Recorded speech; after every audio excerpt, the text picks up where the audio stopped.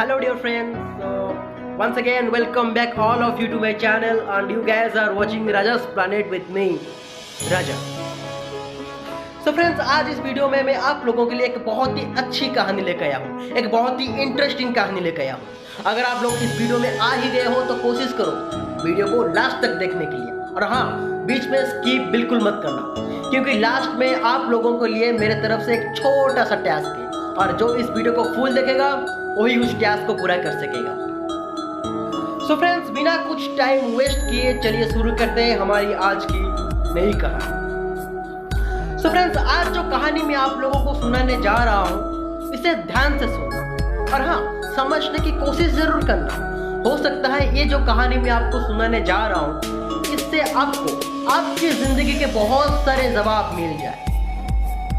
So friends, start करने से पहले एक छोटी सी रिक्वेस्ट है और वो ये है कि अगर आप लोग नए हो इस चैनल में तो हाँ, प्लीज प्लीज प्लीज सब्सक्राइब करने ना भूलना, और हाँ, सब्सक्राइब के बाद साइड में जो आपको बेल आइकन दिख रहा है उसको प्रेस जरूर करना। सो फ्रेंड, ये कहानी है एक गरीब लड़के की। हालांकि गरीब जरूर है लेकिन बहुत ही ज्यादा टैलेंटेड था, एक हाई एजुकेटेड पर्सन था। तो दोस्तों, एक दिन एक कंपनी में उसकी नौकरी लग जाती है, एक बहुत ही कम सैलरी में उसकी नौकरी लग जाती है। तो वो जो लड़का था वो जाके उस कंपनी के अथॉरिटी से बात करता है और उनको बोलता है कि सर, मैं तो इतना टैलेंटेड हूँ, मैं इतना क्वालिफाइड हूँ, तो सर आज के डेट में इतने कम सैलरी में सर कैसे चलेगा। सो फ्रेंड्स, ये सुनने के बाद वो जो कंपनी के जो अथॉरिटी थे वो उस लड़के को बोलते हैं कि देखो, हम फ्रेशर्स को इतने ही देते हैं और इससे ज़्यादा तो हम दे नहीं पाएंगे, लेकिन हाँ, अगर आप 5 साल हमारे साथ काम करोगे, अगर आप 5 साल यहाँ नौकरी करोगे तो 5 साल के बाद आपकी एक अच्छी खासी सैलरी हो जाएगी। सो फ्रेंड्स, ये सुनने के बाद वो जो लड़का है वो बोलता है कि चलो ठीक है, अभी हम नए नए हैं तो थोड़ा एडजस्ट कर लेते हैं, बस अभी 5 साल के बाद तो सब कुछ ठीक ही हो जाएगा और मुझे अच्छा खासा तनख्वाह भी मिलेगा। उसे मैं बता दूँ आपको कि वो एक बहुत ही गरीब घर का लड़का था, उसके घर में वो ही सिर्फ अकेला था जो कमाता था। तो देखते ही देखते 5 साल कंप्लीट हो जाता है दोस्तों, और उस लड़के को पूरा भरोसा था, उस लड़के को पूरा यकीन था कि वो जो कंपनी है वो उनके कंडीशन के अकॉर्डिंग उसकी सैलरी जरूर बढ़ाएगी। और इतने में उसके पिता का, मतलब वो जो लड़का था, उसके पिता का तबीयत बिगड़ जाता है, उसको बहुत बहुत बहुत बहुत सारे पैसों का जरूरत पड़ता है। तो इतने में वो जो लड़का होता है वो कंपनी के अथॉरिटी के पास जाता है और उनको बोलता है कि सर, आपने जैसा बोला था 5 साल के बाद आप मेरा सैलरी बढ़ाएंगे, तो 5 साल कंप्लीट हो चुका है सर, मैंने अपनी ज़िंदगी का 5 साल आपको दे दिया सर, अब आप मेरा कुछ कीजिए। तो इतने में वो जो कंपनी के जो अथॉरिटी थे तो वो उस लड़के को बोलते हैं कि देखिए, अभी कंपनी का हालत थोड़ा ख़राब चल रहा है, तो हम आपके सैलरी तो बढ़ा नहीं सकेंगे, हम लोग डिसाइड कर रहे थे कि आपका सैलरी थोड़ा कम करने के लिए। तो इतने में वो लड़का बोलता है कि सर, मेरा सैलरी ऑलरेडी बहुत ही कम है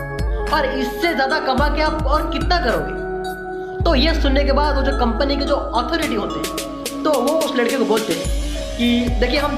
ट्राई करेंगे कि आपका सैलरी कम ना हो, लेकिन बढ़ा तो बिल्कुल नहीं सकेंगे। सो फ्रेंड्स, अथॉरिटी से ये बात सुन के वो जो लड़का होता है वो अंदर से पूरी तरह से टूट जाता है, बहुत ही ज़्यादा उदास हो जाता है, बहुत ही ज़्यादा दुखी हो जाता है। उसको अभी समझ में नहीं आ रहा कि वो अब क्या करेगा। वो बहुत ही उदास होके घर लौट जाता है। तो गुमसुम होके वो अपने घर जाके एक जगह में बैठ गया। तो उस लड़के के जो पिता थे, जो बीमार पिता थे, तो वो अपने बेटे की इस हालत को देख के उसको पूछते हैं कि बेटा, तेरा क्या हुआ है, तू ठीक है ना बेटा, तेरा क्या हुआ है। तो अपने पिता से ये बात सुन के वो जो लड़का होता है वो अपनी पूरी कहानी अपने पिता को सुनाता है कि कैसे वो 5 साल पहले उस कंपनी के पास गया और कंपनी के अथॉरिटी कैसे उसको कंडीशन दी कि हाँ, 5 साल के बाद हम आपका सैलरी बढ़ा देंगे, लेकिन अब जब 5 साल कंप्लीट हो गया, जब सैलरी बढ़ाने का बात आ गया, तब वो कैसे अपने बातों से मुकर रहे, वो सब बात वो लड़के ने अपने पिता को बताया। तो अपने बेटे से ये सब कहानी सुनने के बाद उसके जो पिता होते हैं वो अपने बेटे को बोलते हैं कि बेटा, मेरा एक काम करेगा, मेरा एक आखिरी इच्छा पूरी करेगा। तो वो ये बात सुनने के बाद उनका जो बेटा होता है वो रो पड़ता है और रो के बोलता है कि पापा आई एम सो सॉरी, आप मुझे माफ़ कर दो। मैं इतना पढ़ा लिखा हूँ, इतना एजुकेटेड हूँ, इतना टैलेंटेड हूँ, फिर भी ज़रूरत के टाइम पे मैं अपनी फैमिली के लिए कुछ ना कर पाया, कुछ नहीं कर पाया आपके लिए पापा, आप प्लीज़ मुझे माफ़ कर दीजिएगा। तो ये बात सुन के वो जो पिता होते हैं, वो उनके जो पापा होते हैं, वो बोलते हैं कि बेटा कोई बात नहीं, लेकिन तू मेरा बस ये आखिरी विश पूरा कर। तो इतने में वो बेटा बोलता है ठीक है पापा, आपका क्या काम करना है आप बोलो, मैं कर दूंगा। तो उसके जो पिता थे, उसके जो पापा थे, वो जाते हैं अपनी अलमारी से एक बहुत ही पुराना घड़ी लेके आते हैं। जी हाँ दोस्तों, बहुत ही पुरानी घड़ी लेके आते हैं और वो घड़ी लेके अपने बेटे को देते हैं और बोलते हैं कि बेटा ये जो तू घड़ी देख रहा है ना, ये घड़ी बहुत ही पुराना घड़ी है। मतलब ये घड़ी जो तू देख रहा है, इस घड़ी को मेरे दादा को उनके पिता ने दिया था और मेरे पिता को मेरे दादा ने दिया था, और अब मैं ये घड़ी तुझे दे रहा हूँ। तो तुझे ये घड़ी को बेचना है, तुझे ये घड़ी को बेचना है। तू एक काम कर, इस घड़ी को ले सुनार के पास जा, जी हाँ सुनार के पास जा, और उसको सारी बातें बताना कि ये देखो 100 साल पुराना घड़ी है और इसे मैं बेचना चाहता हूँ, तो इसके लिए आप मुझे कितना पैसा दोगे। लेकिन सुन, तू बेचना मत, सिर्फ पता करके आना कि सुनार इस घड़ी को लेने के लिए कितना पैसा देगा। तो अपने पापा से ये बात सुनने के बाद तो जो बेटा होता है, वो उस पुरानी घड़ी को लेके सुनार के पास जाता है और जाके वो सुनार को दिखाता है कि भाई देखो, ये 100 साल पुरानी घड़ी है और ये घड़ी मैं आपको बेचना चाहता हूँ, तो इस घड़ी के लिए आप मुझे कितना पैसा दो। तो सुनार वो घड़ी को लेता है और थोड़ा देखता है और देख के बोलता है कि देखिए भाई साहब, ये घड़ी के लिए हम आपको सिर्फ 1000 रुपया देंगे, उससे ज़्यादा नहीं दे पाएंगे।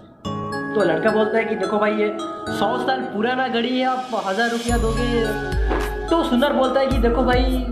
इस घड़ी का और अब मैं क्या करूँगा, मतलब इस घड़ी का और अब कुछ काम है नहीं, सिर्फ इसके जो कुछ पार्ट है उसको लेके मेरे थोड़े बच्चे स्टडी करेंगे, लेकिन इस घड़ी का और कुछ काम नहीं है, इस घड़ी को लेकर मैं क्या करूँगा, तो इसके लिए 1000 रुपया ही सही है। तो सुनार से ये बात सुन के वो जो बेटा होता है, वो अपने उस पुराने घड़ी को लेके वापस अपने घर को आ जाता है और घर को आके वो अपने पापा को उस सुनार के बारे में बताता है कि पापा, जो सुनार है वो इस घड़ी को लेने के लिए 1000 रुपया बोला। तो उसके पापा उससे बोलते हैं कि बेटा और एक काम कर, तू इस घड़ी को लेकर कबाड़ी वाले के पास जा और उसको वही सेम बात बोलना है कि ये देखो भाई, 100 साल पुरानी घड़ी है और मैं बेचना चाहता हूँ, तो इस घड़ी को लेने के लिए आप मुझे कितना रुपया दोगे। तो बेटा वही काम करा, मतलब अपने पापा की बात मानकर वो जो बेटा है वो कबाड़ी वाले के पास गया। कबाड़ी वाले के पास जाके वो बेटा उस कबाड़ी वाले से बोलता है कि भाई, ये 100 साल पुरानी घड़ी है और इस घड़ी को मैं आपको बेचना चाहता हूँ, तो इस घड़ी के लिए आप मुझे कितना रुपया दो। तो जो कबाड़ी वाला होता है वो घड़ी को अपने हाथ में लेता है और लेके उसको तोड़ने लगता है, हाथ में उसको थोड़ा तोड़ने लगता है और तोड़ने के बाद उसको बोलता है कि भाई, इस घड़ी के लिए मैं आपको सिर्फ 100 रुपया ही दे पाऊंगा। तो जो लड़का था वो बड़ा हैरान हो गया और फिर से वो फिर से वो उस कबाड़ी वाले को बोलता है कि देखिए भाई, ये 100 साल पुरानी घड़ी है, आप सिर्फ 100 रुपया दोगे। तो ये बात सुन के कबाड़ी वाला बोलता है कि देखो भाई, इस घड़ी से हमें कुछ काम नहीं है, बस उसके जो वजन है उससे थोड़ा बहुत काम है, तो 100 रुपया ही इसके लिए काफ़ी है, इससे ज़्यादा हम नहीं दे सकते। सो अपने पिता से ये बात सुन के वो जो बेटा होता है वो उस पुरानी घड़ी को लेके म्यूजियम जाता है और वहाँ जाके वो बोलता है कि भाई, ये जो घड़ी है 100 साल पुरानी घड़ी है और इस घड़ी को मैं बेचना चाहता हूँ, तो आप लोग कितने रुपया दोगे मुझे इस घड़ी के लिए। तो ये बात सुन के वो जो म्यूजियम के जो मेंबर्स होते हैं वो उस घड़ी को लेके चेक करते हैं और चेक करने के बाद वो बोलते हैं कि भाई, इस घड़ी के लिए हम आपको 1 लाख रुपया देंगे, 1 लाख रुपया देंगे, लेकिन भाई प्लीज़ आप किसी और को ये घड़ी मत दिखाइएगा, क्योंकि ये जो घड़ी है एक बहुत ही रेयर घड़ी है, मतलब ये एक रेयर पीस है और अगर देखा जाए ये लास्ट पीस है, ऐसा पीस और इस दुनिया में कहीं भी नहीं है। तो ये बात सुन के वो जो लड़का था वो बड़ा शॉक हो गया और वो उस घड़ी को ना बेच के वापस लेके अपने घर को चला गया और जाके अपने पिता को सब बात बताया। तो उसके पिता उसको बोलते हैं कि बेटा, मैं तुझे यही समझाना चाहता था, मतलब घड़ी एक ही घड़ी है लेकिन तू जब उसको लेके सुनार के पास गया तो सुनार तुझे बोला 1000 रुपया दे। फिर से जब तू वही घड़ी लेके एक कबाड़ी वाले के पास गया तो वो कबाड़ी वाला तुझे बोला 100 रुपया देगा। लेकिन जब तू वही घड़ी लेके एक म्यूजियम के पास गया तो वो लोग बोले तुझे 1,00,000 रुपया देंगे। तो कुछ समझ में आया दोस्तों? सो फ्रेंड्स, जिंदगी में कभी भी हमको ऐसी जगह काम नहीं करना चाहिए जहां हमारी वैल्यू ना हो, जहां हमारी कदर ना हो, जहां हमारी टैलेंट की कदर ना हो, जहां हमारी मेहनत की कदर ना हो। अगर हम खुद हमारी कदर नहीं करेंगे, अगर हम खुद हमारी टैलेंट की कदर नहीं करेंगे, अगर हम खुद हमारी मेहनत की कदर नहीं करेंगे और ये एक्सपेक्टेशन रखेंगे कि दुनिया वाले हमारी कदर करेंगे, तो ये सबसे बड़ी बेवकूफ़ी है मेरे दोस्तों। जी हाँ, ये सबसे हमारी बड़ी बेवकूफ़ी है मेरे दोस्तों। So my dear friends, as I told you कि कहानी के लास्ट में मैं आप सबको एक छोटा सा टैक्स दूंगा। तो वो टैक्स ये है कि ये जो कहानी मैं आप लोगों को सुनाया, तो इस कहानी से आप लोगों को क्या सीख मिला, इस कहानी का मोटो क्या है, इस कहानी से आप लोग क्या समझे, बस थोड़ा सा छोटा छोटा करके